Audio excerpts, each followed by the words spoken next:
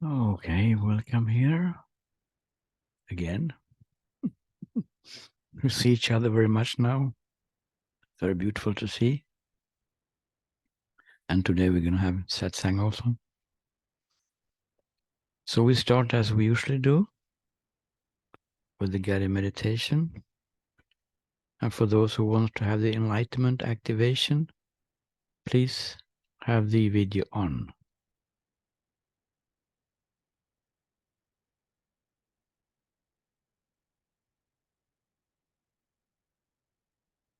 Mira, do you want to have activation? Yes, I'm checking people here. So, okay, we sit comfortably, close our eyes.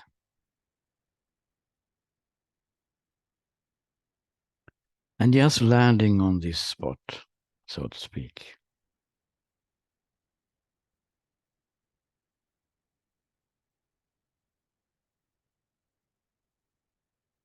Noticing how things are just coming and passing the whole time. How things are just arising and falling. Whether it is experiences, feelings, body sensations, and of course, thoughts. And in this non-doing meditation, we just allow this to happen without trying to fix anything, not trying to push anything away, not grab anything specific, no analyzing, no searching for anything,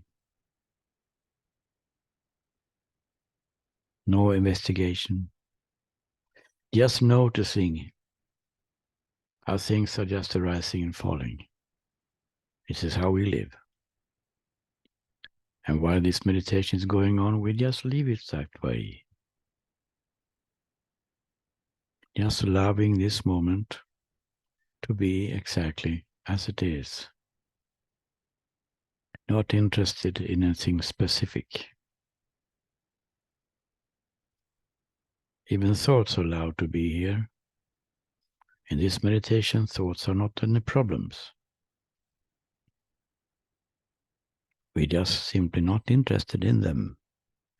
We don't try to fix them or push them away. So we just sit here now, allow the moment to be exactly as it is, not interested in anything specific, and doing absolutely nothing. And then the activation will start very soon.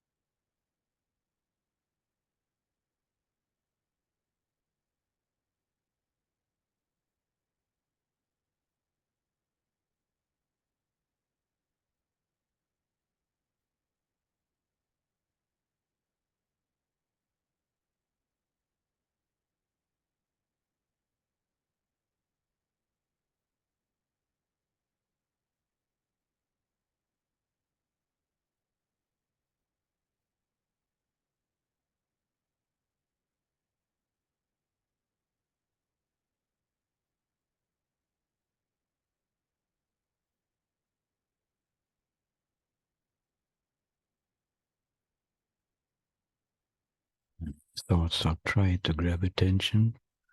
We just remember the instruction. No problems to have thoughts.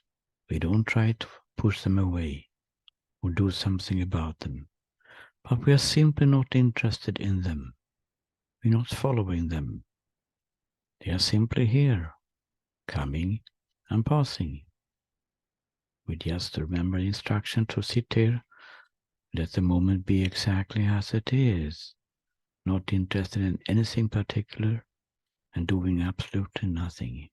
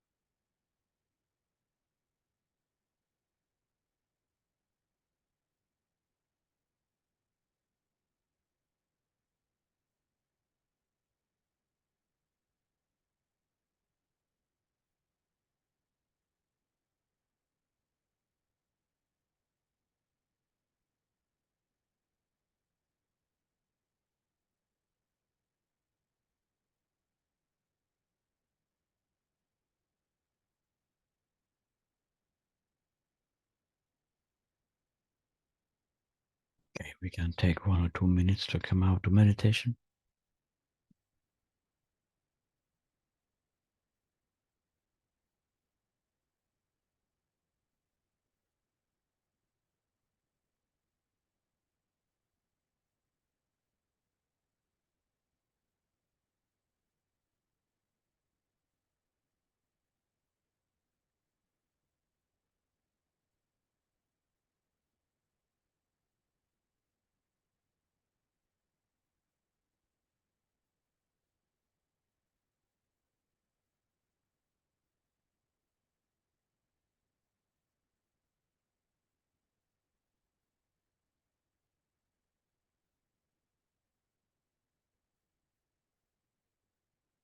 So if there is anyone who has any questions or comments or sharing when it comes to the meditation or the enlightenment activation.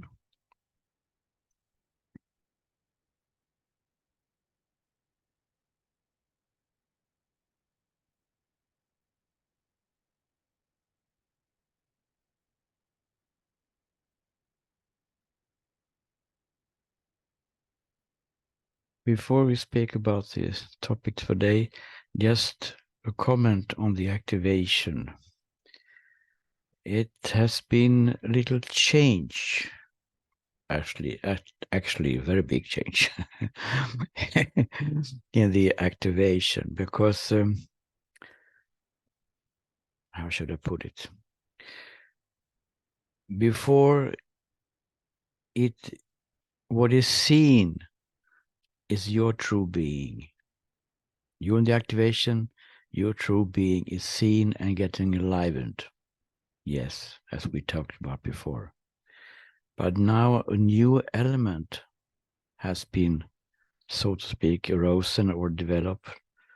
And that is to see that this true being, your true being, is love.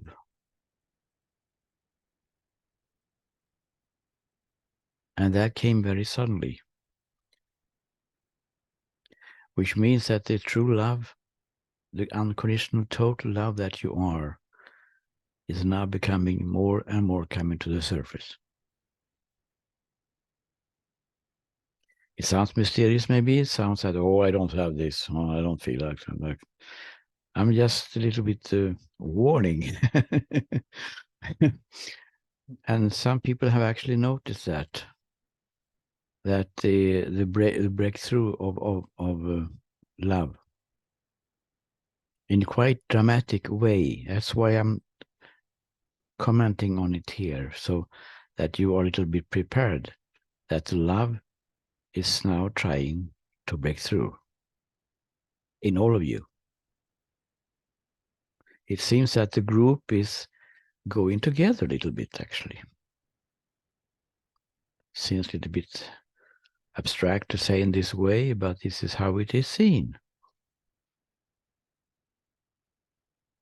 So I just wonder if anybody has any comment on this, that to see that the love, which is of course the goal here, to discover that you are total love. That's what you are. No matter what you think, no matter how you feel, that you are not worthy of being loved even. That's not a very uncommon belief about ourselves. That you are actually total love, unconditional. That is the nature of you. As the nature of this pure being that which is seen in the activation.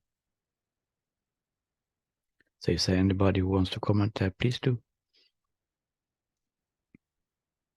This started on Thursday this week, so it's only a couple of days ago.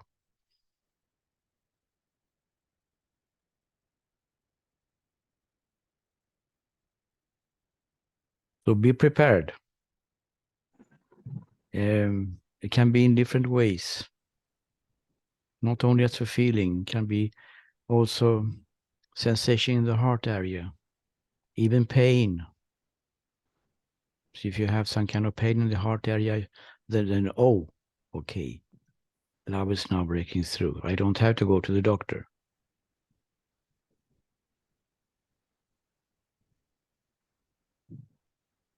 Anyone has any comment on this? I heard someone took away the microphone.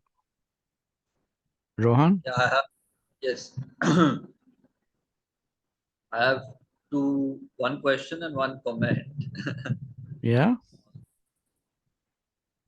No, so I have been a little bit feeling at a very subtle level what you're saying. And I noticed that as you were saying, I like the word you said, that kind of unconditional love that VR is trying to break through. But I also simultaneously I noticed that movement also, but I also simultaneously notice a movement which is all these defenses to that unconditional love which are there at the psychological and the physical level, because of also experiences of being very open hearted and then getting sometimes a little bit hurt in that process. So the question is, how, any suggestions on how to navigate that?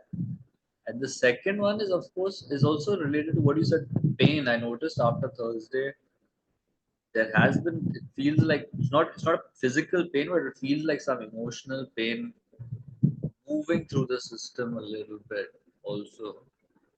So is that also a part of what you're saying? That's my question at the moment. Mm-hmm. Yeah. The first part is a little bit the topic for today, so I will include it in that sense then. The second, yes, everyone is different. So it's not so easy to say this is the boxes, how it really is, and for everyone and so on, because everyone has a unique expression.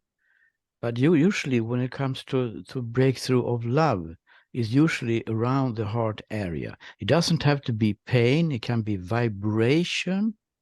It can be strong vibration, but it can also be, as you say, not only localized to a certain part of the body. It can actually be vibration of the whole body.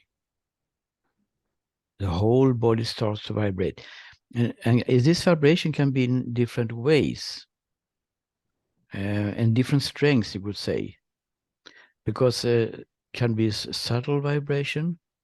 It can also be extremely strong vibration, actually. Even the body really trembling, and you have to go down to the floor. I'm not warning you for this. That's not a problem with this. It's temporarily. But I just say that we have the whole spectra here, from a small, very subtle vibration in the heart area to the whole body actually trembling and can be for some time on the floor. No problem. You're not getting mad or something. It's just signs that the truth is breaking through. It doesn't have to be the love breaking through, but that is one aspect of it. That is what we're talking about here, because I see that is what is coming here, and that has come to some people also. It can also be crying, but not crying because you're sad, but crying or because you love so much. The love is overwhelming, and you don't know how to stop it actually, but it will stop, of course. It's not any problem. It's also releasing feeling, can be a releasing feeling, the love. I thought I was not worthy of being loved, and suddenly I realized I'm total love itself. That's my nature. That's quite a trip, huh? To go from one extreme to the other extreme, so to speak. It can also be that kind of thing, but it's not a sad crying, of course. It's a happy crying, beautiful crying. You think that, oh man, this is crazy. What is happening here? Don't worry. It's just take some time for the system to get it adjust to the new state. And after a couple of months, you say, is this so natural that you don't even remember how it was to suffer? How was it really? So what we say here is that the expression is unique for every individual. This is just some examples that we take here. It can be different other things as well. I don't know if that is an answer to the question number 2 for you. Rohan? Yeah, okay. When it comes to resistance, as you say, defenses towards this love to break through, yes, it is. But actually, it's not really defenses or resistance towards the love, because we all want love, or we all want this total love that we feel intuitively is there inside us. But we feel that our heart is cold, maybe we express it also. We feel that there's something which is blocking that. So it's not the love in itself, but the unconditional love, the total love, is impersonal in the sense that it's not directed toward such a specific person only. It can be in a relationship, for instance, but it is also expanding to everything and everyone. So it's also have the connection to the me, to the person me, because we see love usually as something which is from me to somebody else. If we see it as a personal relationship, but that is not the kind of love we talk about here. The personal relationship is an expression of that total, unconditional, impersonal love. And that is what is breaking through. So when this breaking through starts to happen, it's a little bit of going to an unknown territory. We get a little bit confused. We get a little bit, oh, what is happening here? I don't have any control of what is happening. I don't know where I'm going actually. So that is that can be expressed as a defense, as resistance towards this. But it's also just temporarily, because the force of love, the force of being, is so strong that there is no chance to actually defend against it in the long run. But of course, it can be an obstacle, but it doesn't matter so much. It's just a matter of time, really. The big main obstacles, and that is a part of the topic today then, the main obstacles is the belief in a person, in a personal center. And that is also some kind of defense, of course. We're defending ourselves against, towards other people around us in the social environment. That's why it's so nice to be at home, alone. We don't have to defend. So we defend again towards other people. And that is some kind of natural defense also, because we can't be so open. We think we cannot be so open. That's a thought, of course, that we have been planted in us when we are children. So to have some kind of private sphere around us. We have some kind of borders that no one should go into or enter. So that defense in itself is a main and actually the only obstacle for seeing that you are totally free already, that you're already living in the enlightened state. And we talked about the other day that it's a little bit scary to even think the thought that there is no person here, that there is no defense then, because that's the same. The ego is a defensive mechanism, which was created far away in time and is still there in the adulthood, but it's not necessary anymore. In the enlightened state, there is no defense. There is no counterattack also as a consequence of this, of course. So, but it's scary to go to that place, even in thinking, that the center that has been my life, everything is circulating around this personal center, this person, me, I create thoughts, I make decisions, I am controlling, I'm doing this, I have to fix. I'm not good enough also, unfortunately, and so on. A lot of ideas about ourselves. And the moment in the future is not so good. And the present moment has to be improved, definitely, because it's not good enough. all these ideas is circulating around this personal me. And when we are questioning this, we are questioning the very basis of our own whole life. No wondering that it is a little bit difficult. No? We are questioning the basis of our whole life. And when we are coming closer to the breakthrough of truth in us, how it really is, to see that there is no person, you are total bliss. You're living, you're existing, but not as a person in the story with responsibilities and duties and so on. When we're coming closer to that seeing, the defense is getting bigger, which is not so strange. Because otherwise we can't think about it, or he can think or she can think about this concept of no person me. It doesn't matter so much. The intellect has still power, still have control, how it really is. And I will tell him or her after the satsang how it really is. Now, okay, there was a nice sitting, was a nice meditation, but now you have to fix your life, or whatever it is, it expressing itself as. But when we're coming closer, we are somehow realizing that probably these guys who is talking about these kind of things, women or men, maybe they are true, because I can't see this person me creating any thoughts. I can't see this person me at all, or creating decisions, or controlling things, or doing things. It's my body bicycling. I'm not eating, I never eaten.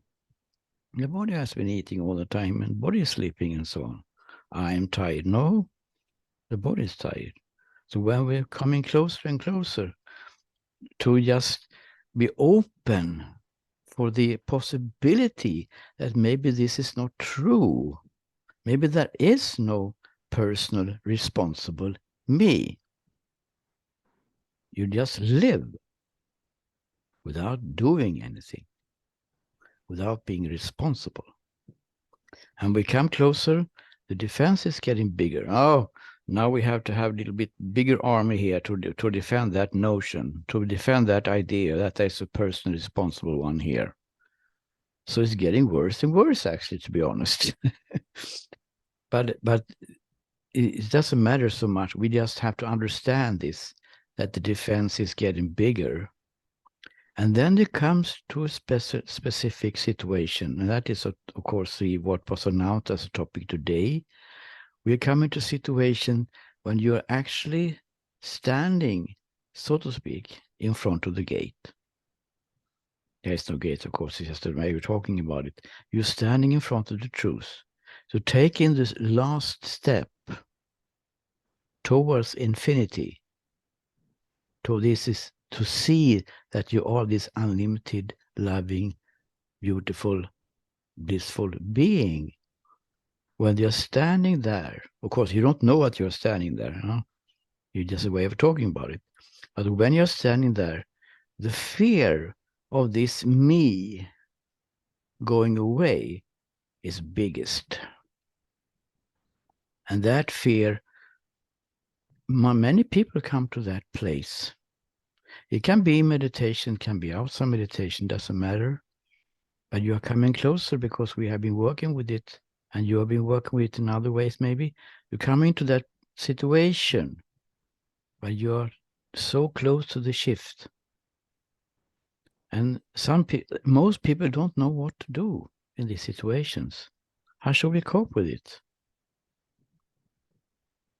I have one example in someone in the group, actually, in the big group, who became so frightened of losing the person me, the notion of the person me, of course, but it's not only a concept, it's a feeling also, a feeling of a person me. Huh? The fear was so big that she stopped everything. She stopped meditating, she stopped reading books, she stopped reading, going to satsang, she stopped everything because it was so frightened. She didn't have any guidance at that moment. And that stopped for 15 years. So please don't wait 15 years. So after 15 years, she came to me in this case, and we had a little talk, and somehow she got more calm about, because a longing for freedom was still there, of course, huh?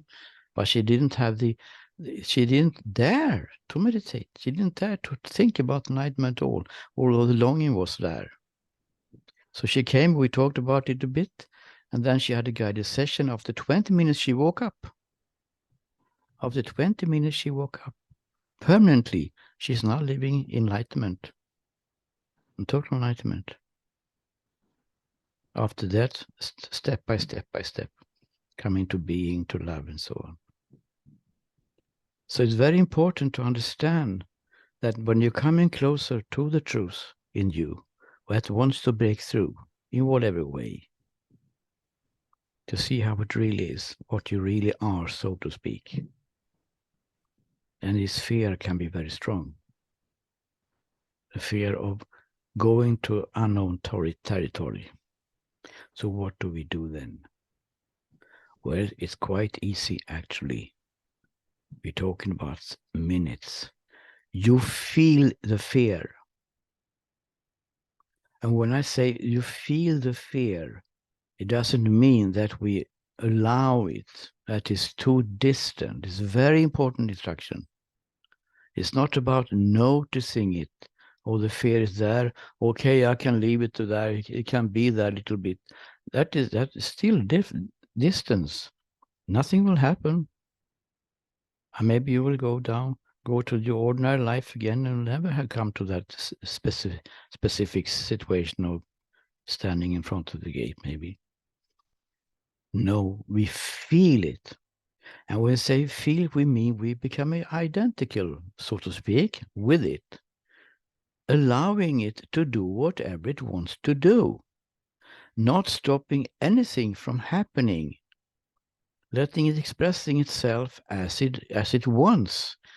Actually, it's the only thing it wants, so to speak. The fear just wants to express itself. It's existential fear.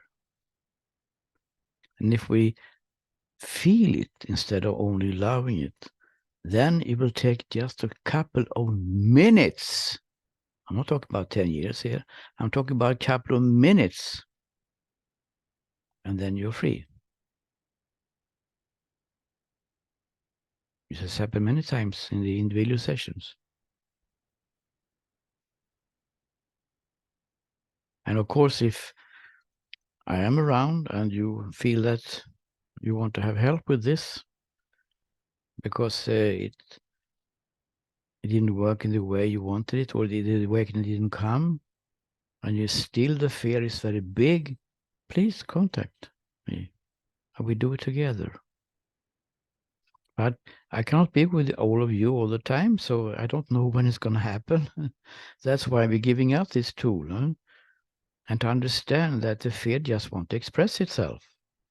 And when it has expressed itself, it gets exhausted, so to speak, and the gate is open. The curtain is drawn, and the freedom is seen, because it's already there. Just needs to be seen, to discovered. Usually it just takes a couple of minutes, and this fear can be changed into other feelings as well. Then we allow them, then we feel them, then we feel these feelings, whatever feeling it is. It can be sadness, it can be crying, it can be sorrow, and it can be happiness, and it can be love, and love also crying. So in whatever way it happens in your way, because this is unique for everyone. And not everyone has it. You don't have to think, oh, I have to go through this. No. I just say it's quite common to do it, but you don't have to. It's not necessary. But for quite many people it is, because the idea of the personal me and the personal doer is so strong, it's so integrated in us since we were children. So to take away that personal center is quite a big thing. We know what we are now. I don't know where I'm going. It sounds very nice to have this beautiful permanent happiness. But what will happen if I don't have this personal center? Okay, and the other option then to stay in this personal center, it's suffering, it's struggling, but at least I know I have some kind of control over it. That's what we think maybe, but of course there is no control. And the longing would just come back even stronger as before, so there is no option really. And of course when you started this so-called seeking, it was because the longing to see how it really is, to intuitively knowing that life is something more. There must be something more than this struggling, problems, worries, regrets, suffering, whatever you call it. And it's true. It's just a misunderstanding, or misunderstandings in many forms. So now you're open for questions and comments about this issue, which is very important.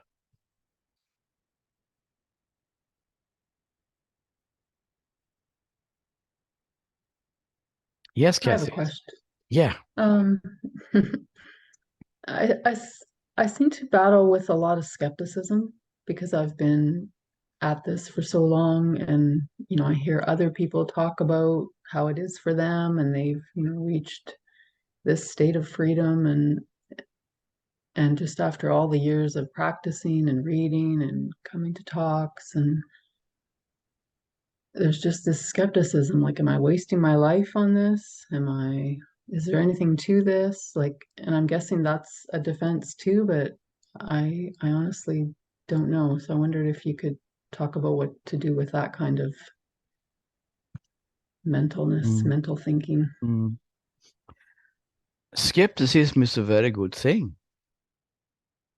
Keep it. Because there are so many traps on the way. And it's so very easy to get, we will have another session about this, but it's very easy to get grabbed by feelings, grabbed by experiences. And most in the market, I would say, I'm a little bit critical here, skeptical, is that most of the marketing about this thing about freedom is to have a good new experience. But this has nothing to do with enlightenment. The New Age is very much focused, not all of them, but very much is focused on having a beautiful new experience. Beautiful festivals, concerts, and so on, yoga, dancing, tantra, whatever. So please, we have to see what you really want. So I'm asking you, Cass, again, getting back to you here. What do you really want?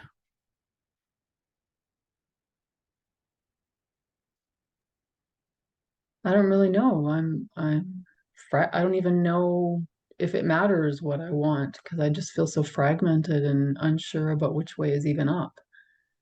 So, I guess I want to suffer less. Yeah. Yeah, but that's why you come to these kind of meetings, the individual sessions also, because there, we are not happy, you could say, in a very little bit of superficial way, putting it, but this is actually the bottom line. We want to be happy, and we are not happy, and we wonder why. And then this enlightenment seems to be, in my interpretation of you, seems to be so good, but even far-fetched, a year after year after year, practicing and reading books and go to satsangs and so on, and therapies and so on. What we do here is to skip all that, to say that this is just postponing everything, just postponing the enlightenment actually, because it's already here. It's just a matter of discovering how our thinking is overshadowing that what is already shining behind it. That is why we focus much on the thinking, on the concepts, the belief system that we carry. And to see it in the situation in daily life, how our thinking is grabbing attention all the time. Typically me, it should happen to me. It doesn't happen to everyone else. It happens to me. I'm a loser. Huh? And this moment, why can't life be on my side for a change? You know, this so thinking is so, but what you express, actually, Kathy, is also thinking. Skepticism, maybe, I don't know if the word is good actually, because skepticism means that it's some kind of, I don't believe in this kind of hocus pocus, this enlightenment thing. Huh? But critical thinking, yes, we should be critical in our thinking when it comes even to enlightenment, definitely. And this is what we're trying to do here, to examine quite thoroughly what we really mean with all these concepts that we are using in this kind of seeking circles. Huh? It sounds so beautiful, but what does it really mean? Usually it means that I want to have beautiful experiences. So we are questioning everything, including the I who wants to have the beautiful experiences. I don't know if that is an answer to your question a little bit, but please continue to be critical, but at the same time, maybe not skeptical. You know, there's some nuances in these two words. Huh? Skeptical means that I don't believe in that. You know, it's somehow we're closing the door. But I don't think you do that, because then you will not be here. We don't want to close the door. You can close it a little bit by the skepticism, but have it a little bit open. And then we look together to see what is really true and what is just some kind of wishful thinking, huh? Because it sounds so good, but maybe it's just wishful thinking. How many actually get it? And they have been practicing for 40 years and so on. This is not true. Nothing to do with practices at all. Stop practicing. Look in the situation you are in. What is here? What is grabbing your attention? And you will see that this is maybe skeptical thinking grabbing attention. No? Negative thinking. But that is also a process. A process that, okay, maybe I can be open for this.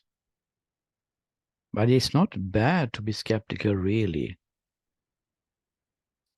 It's like we are listening to some kind of propaganda from some person about the product, and we are skeptical, you know, because it sounds too good to be true, you know.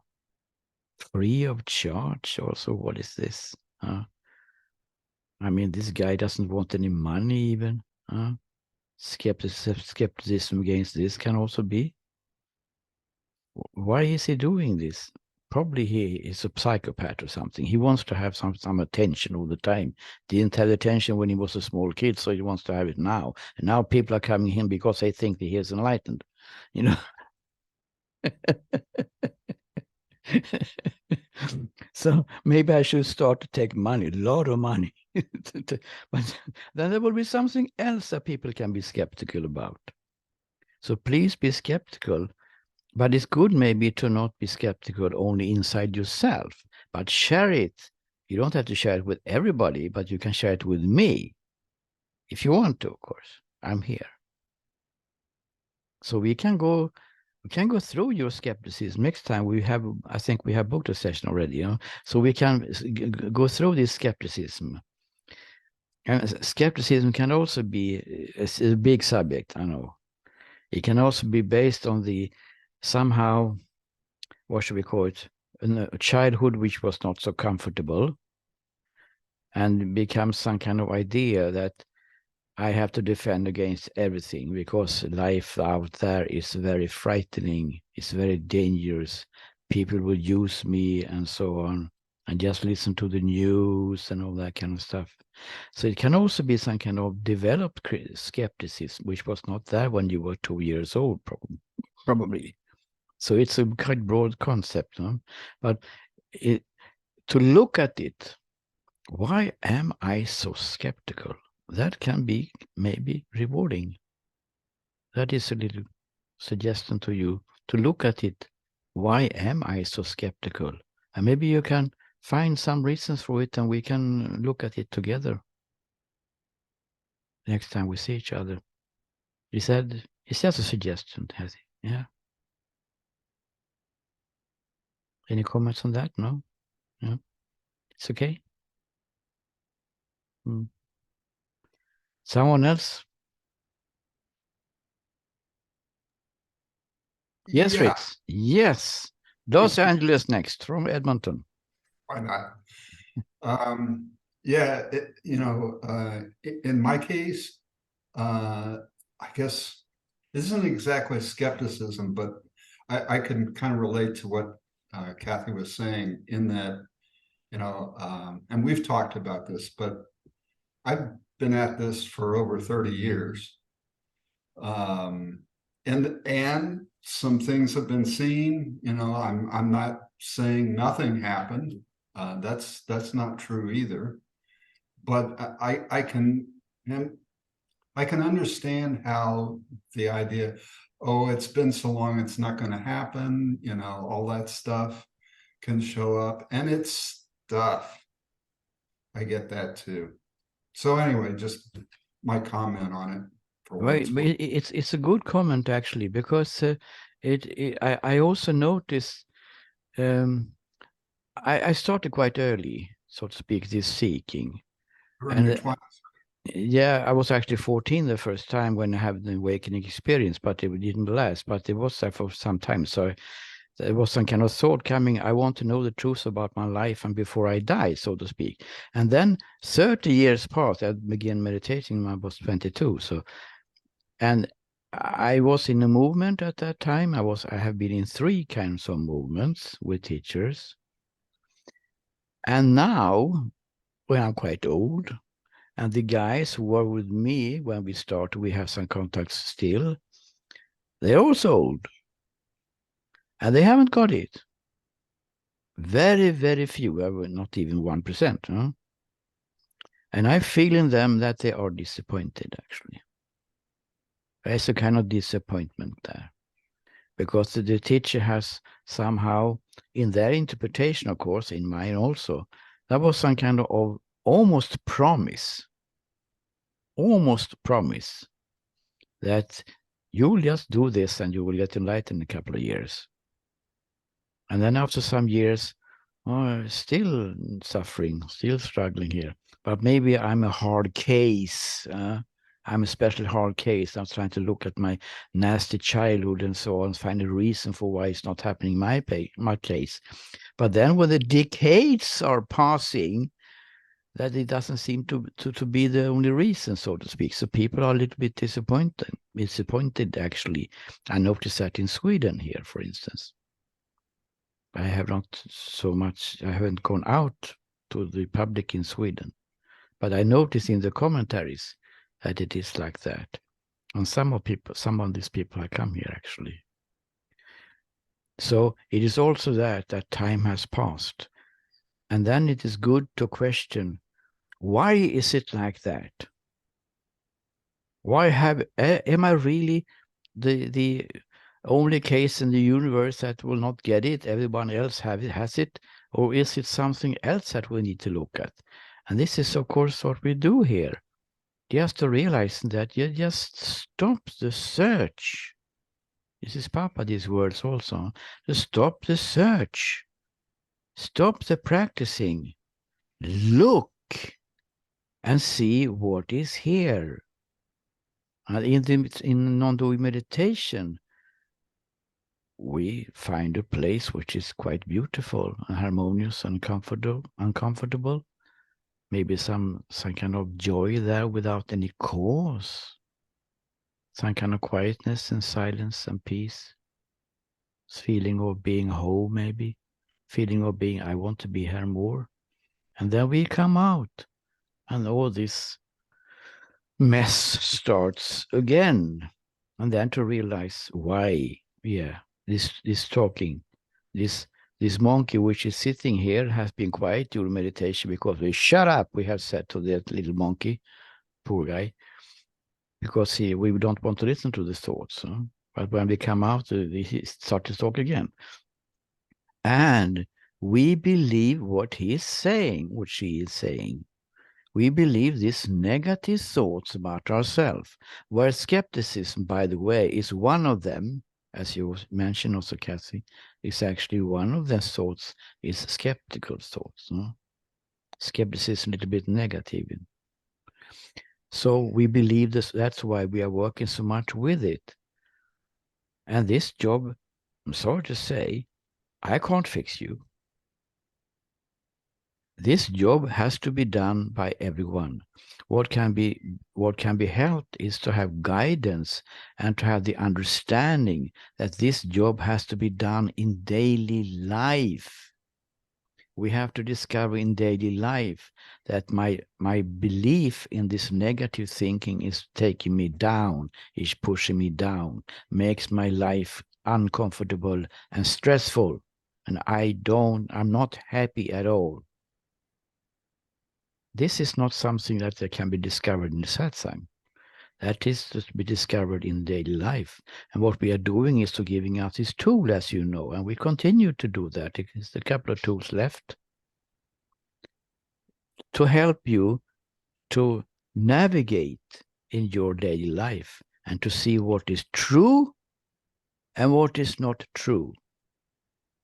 And then by doing this, we are discharging the ideas, this power of these thoughts, which is grabbing attention all the time, from morning to evening. And by discharging it more and more, you will see what is already here, that you're already enlightened. We'll continue this work together in group sessions and in the individual sessions. And the enlightenment activation is one way to push it, so to make it, to speed up, to make it quicker. Like is our experience now. So we will continue that. Okay. Thanks. Yeah. Was it an answer to your question, Fritz? Yeah. I hope. Yeah. Yeah. Yeah. And it was just a comment too. You know, it's like I'm sure other people have been on the path for a while. Yeah, yeah. Many know. was coming. Yeah, really so. Yeah. And what is optimistic then is that they still want freedom. Although they're not now 75 or more, they still want this freedom. And this is just to understand why they haven't got it. And then they can get it. This is happening all the time. To my surprise and their surprise as well. That's the kind of surprise I like. Yeah, yeah, exactly. And to your surprise also. Yeah. Thank you. So we are on the right track. It's just a little bit about misunderstandings that needs to be taken away. Misunderstandings about life and about enlightenment. A lot of misunderstandings about enlightenment. We think that enlightenment is that I will be happy forever. And nothing in the world will have any problems for me. That is not true. The truth is that you will always be happy. Yes, it's a permanent happiness. You are untouched by what happens in the story. There's a place inside you which is untouched by what happens in the story, and that will never change as a permanent. But the story will go on. But it doesn't matter what happens in the story. Enlightened people can also be robbed. The enlightened people can also have sicknesses, as you know, and so on. So the story goes on with its ups and downs. Its ups and downs. What's enlightenment is to see how it really is. That it doesn't matter what happens in the ups. It doesn't matter what happens in the downs. You're still total, blissful, loving being, enjoying the show. You're out of the mess. And now it's just something that can be appreciated and enjoyed for the first time, because there is no idea that I have to fix something. To see that you are not a person in the story, but you are the story too. We don't go away from the story. We just see what is its nature, but it will be there with its ups and downs still. But of course, there will be no emotional reactions, in the sense that there will be no reactions inside because someone says something or looked at us in a nasty way.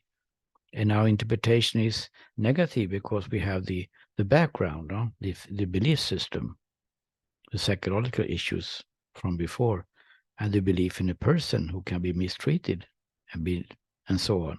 So there are no psychological reactions anymore. Nothing. So in that sense, the story is changed. So when we have this old saying from Zen Buddhism or something, before enlightenment checking wood and carry water, and after enlightenment checking wood and carry water, it has to be a little bit nuanced to look at it. It's not true, really. In one sense, it is true. It means, in my interpretation, of course, that the story goes on. That's what is meant. The story goes on. But of course, the story is changed. Why should we do all this otherwise? Of course, the story is changed in the sense that there's no psychological reactions to anything happening. It's just to see what is. To see what is in the moment. There is no preferences that it should be different from what it is. It's like you're looking at a movie. There's a distance. At the same time, there is total involvement in it also, actually. This idea about detachment, it has also been very, very widely misunderstood. I think people have confused it with aloofness, like somehow I'm above it all. No, you're still in it, but you're not reacting. Yeah, you're not reacting, but you are totally involved in what is happening. And you know what is what, so to speak. You can even laugh at yourself by being very involved in something which is very just a detail, so to speak. But it has no psychological reactions to it. So it's not about passivity. It's not about sitting in front of the entrance to a cave and just having peace all the time. Nothing wrong with that. Some people have this role in the story, but it's not about passivity. If you would ask that person who's sitting in the front of the entrance to the cave, generalizing, of course, they can have different answers, but they will tell you that this moment is totally complete as it is. The birds are singing, the wind in the trees, it's a beautiful weather or a snowstorm or whatever. Everything is just what is and is totally perfect, so to speak, without any evaluation connected to that term. Just to see what is, and no questioning that it should be different from what it is. The thoughts don't have this grabbing tendency that it has before, when we don't see how it is. We don't see our enlightenment state. Before, the thoughts are grabbing us, pushing us down all the time. So it's much about this, to understand the nature of our mind, to understand how easy it is to just continue to believe the negative thought which are arising, whether it is about ourselves, about others, blaming others, blaming parents, and blaming ourselves, and to question the present moment and the future. Whatever we believe in, this negative thinking does nothing to do with truth. None of them are true. And this is what we do here, to discover that none of them are true. None of them are true. But it takes a little time to see through all this. And if you can do it yourself, you have to do it yourself sooner or later. But the tools that we are giving out is a help to do that. And of course, if there is quite a big problem in some area, you're welcome to come to individual sessions, because it's usually very, very rewarding to do that. We're not even aware that we are believing the negative thoughts about the future. We just believe in them. We have believed them for 40 years. We just still believe them. That is good to have someone who can point to that. How is it? Without me saying how you are, I never say who you are, what you are. I'm just asking questions. Could it be that? How do you look at this future? How do you look at it yourself? How do you look at the present moment, and so on? And just to see what is really troubling you and what is really hiding the enlightened state from being seen.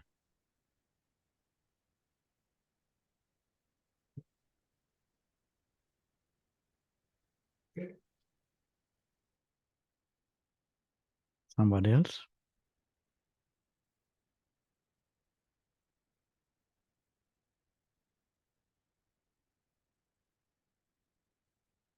So then we will see each other tomorrow for those who wants to. And there will be an announcement tonight what topic we will talk about. I'm not sure yet, usually coming in the last moment. And maybe we can just stop by having 1 or 2 minutes in silence together. Thank you very much today.